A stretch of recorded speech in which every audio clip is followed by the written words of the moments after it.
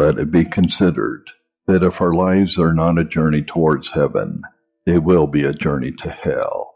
All mankind, after they have been here a short while, go to either of the two great receptacles of all that departs out of this world. The one is heaven, where a small number in comparison travel. The other is hell, where the bulk of mankind throng. And one or the other of these must be the issue of our course in this world. I shall conclude by giving a few directions. Number 1. Labor to get a sense of the vanity of this world. On account of the little satisfaction that is to be enjoyed here, its short continuance, and unserviceableness when we most stand in need of help, namely, on a deathbed. All men that live any considerable time in the world might see enough to convince them of its vanity, if they would but consider.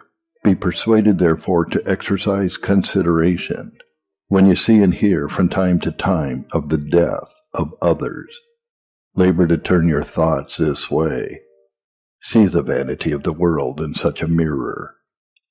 Number 2, labor to be much acquainted with heaven. If you are not acquainted with it, you will not be likely to spend your life as a journey there. You will not be sensible of its worth, nor will you long for it, unless you are much conversant in your mind with a better good.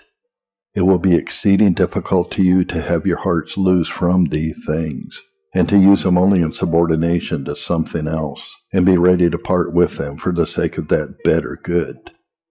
Labor, therefore, to obtain a realizing sense of a heavenly world, to get a firm belief of its reality, and to be very much conversant with it in your thoughts.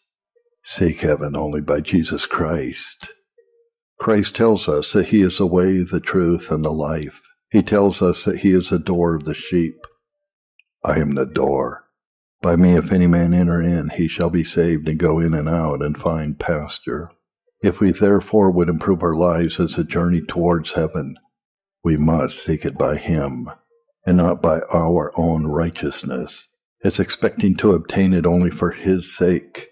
Look into him, having our dependence on him who has procured it for us by his merit, and expect strength to walk in holiness, a way that leads to heaven, only from him.